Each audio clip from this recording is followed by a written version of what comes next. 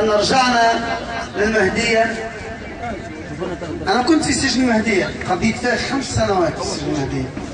رجعنا للمهدية وإحنا محررين، وإحنا أعزاء، وإحنا مكرمين بإذن الله تعالى. اليوم اعتصام الصمود بالقصبة يتم يومه 80. اليوم 80 يوم عنا في القصبة. من أجل ماذا؟ من أجل حق لم يقدمه لنا ولا مزية لأحد في هذا البلد، هو العفو التشريعي العام الذي كان في الماضي كل الأطراف السياسية في تونس بدون استثناء، وخاصة الأطراف الممانعة، الأطراف التي كانت تسمى بالأطراف اللي خارجة عن طريق بن علي، كلهم كانوا يطالبوا بسن عفو تشريعي عام، بما فيهم الاتحاد العنتوسي للشغل، بما فيهم الرابطات الحقوقية والمنظمات والجمعيات والشخصيات الوطنية الحقوقية، كلهم كانوا يطالبوا بسن عفو تشريعي عام. يوم 19 فبراير 2011 صدر مرسوم العفو العام. اليوم بعد أكثر من 2 سنين نجد هذا المرسوم لم يجد طريقه إلى التفعيل، ونحن اخترنا القصبة لرمزية هذا المكان، لأن المرسوم هو الآن معتصم بقصر الحكومة بالقصبة، فأردنا أن نعتصم قربه لنفك اعتصامه. احنا اليوم كما قلنا لا نطلب منة ولا مزية من أحد، هذا حق وهبته لنا الثورة، وسنأخذ حقنا بإذن الله تعالى. كانت لنا طيلة هذه المدة 80 يوم جملة كبيرة من المحطات، سواء كانت التجمعات الكبرى للتعريف بهذه المظلمة التي ما زالت ولا زالت مسلطة علينا إلى اليوم، أو من خلال اتصالنا باللجنة التي تم تكليفها من طرف رئاسة الحكومة. وكان آخر هذه الاجتماعات يوم الأربعاء الفارط، وأهم مكسب تحقق لنا ونعلنها صراحة أن هذه اللجنة وعلى رأسها السيد نجم الدين الحمروني وبرعاية من الأخ الوزير المستشار سيد الدين الحيري، هنالك في هذا الاجتماع بالذات تم إقرار وتثبيت حق هؤلاء المعتصمين وكل المناضلين. الله أكبر. هنالك تثبيت لحقهم في 3 أهداف كبرى سنحققها في القريب العاجل. الهدف الأول اعتذار الدولة، لا بد أن تعتذر الدولة لضحايا الاستبداد من 56 إلى اليوم بكل ألوانهم السياسية. ثانيا رد الاعتبار للمناضلين. ثالثا جبر ضرر المناضلين. ومرسوم العفو العام في فصله الثاني يقر التعويض لكل ضحايا الاستبداد بدون استثناء. نحن بقينا 80 يوم وما زلنا مش نبقى، ورسالة بلغناها لرئاسة الحكومة أن عمرنا ما دخلنا قضية، وفي فترة حكم بن علي برغم السنون الكبيرة والطويلة جدا اللي قضيناها في السجون عمرنا ما دخلنا معركة ولم نحقق فيها أهدافنا. لن نغادر القصبة إلا ومحملين بحقوقنا وحقوق أبناء الحركة الكل.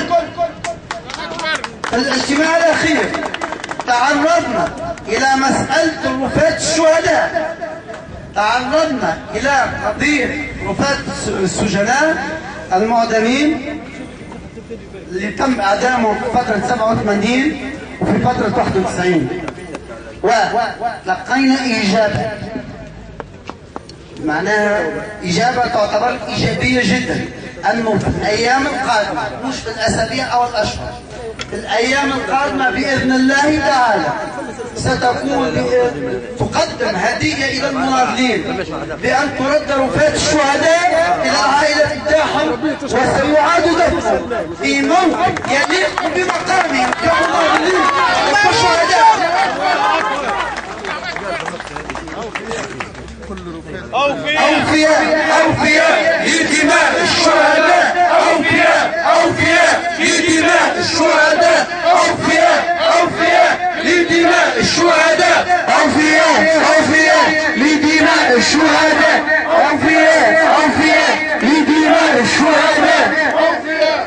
نحن كما قلنا سابقا معتصمون نيابة عن كل المناضلين في تونس بكل الوانهم السياسية، لأن الظلم لا لون له والحق لا لون له، لا بد أن يعتبر للجميع ويرد الاعتبار لكل ضحايا الاستبداد ويجبر ضرر الجميع بدون استثناء. نحن وهذه مسؤولية لأننا نحن سنسأل يوم القيامة لماذا لم نقم بدور الشهادة في عصرنا. نحن عندما نناضل لدينا خلفية على المستوى مخزوننا الثقافي هي التي تؤثر الخراج بتاعنا. إذا لم تكن شاهدا على عصرك ولم تقف إلى جانب الحق في معركة مع الباطل ولم تتخذ موقفا صحيحا من ذلك الصراع الدائري في العالم، فكن ما تشاء مصليا متعبدا في المحراب أم شاربا الخمرة في الحانة، فكلا الأمران يصبحان سواء. الصراع من أجل الحق وتثبيت الحق هو هدفنا بإذن الله تعالى. في المرة القادمة بتكون لنا وقفة في جابس، غدا بتكون لنا وقفة جديدة في جابس، ويوم الثلاثاء بتكون لنا وقفة كبرى في قبلي، وسبق أن نظمنا وقفة كبرى في بنزرت، وعن قريب بإذن الله ستكون نابل وستكون عديد الولايات. هذا يأتي في إطار المزيد من الحشد لهذا الملف الحساس والقوي. قبل أن أنهي كلامي أريد أن أتوجه برسالة مهمة جدا للسيد منصف مرزوق، هذا الرجل الحقوقي اللي اليوم ما حركش ساكنا تجاه هذا الملف. نقول له عيب عليك أنك تعتذر في قضايا تافهة ولا تمثل شيء على المستوى الوطني وتغض الطرف عن هذه القضية اللي وصلتك لرئاسة الجمهورية. ثانيا نتوجه بلوم شديد إلى المجلس الوطني التأسيسي وعلى رأسه السيد مصطفى بن جعفر اللي لليوم ما أصدرش موقف رسمي من هذا الملف. رئاسة الحكومة كذلك نتوجه لها بلوم لأنها هي كذلك لم تتفاعل بجدية مع هذا الملف الحار جدا، وحتى عملية الانتداب المباشر اللي قاعدين تسمعوا بها هي إهانة جديدة تضاف إلى المناضلين.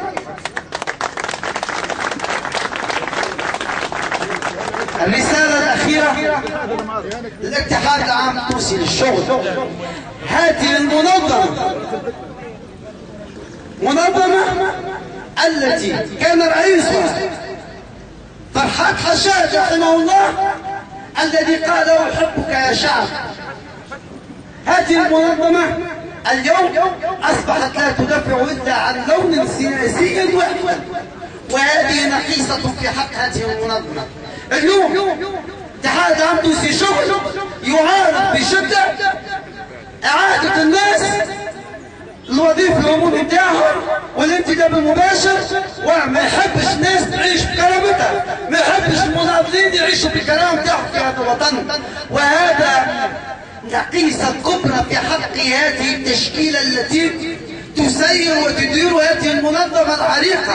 نقول لهم عار عليكم ولستم من أتباع فرحات حشاد رحمه الله، أنتم لستم من أتباع حشاد.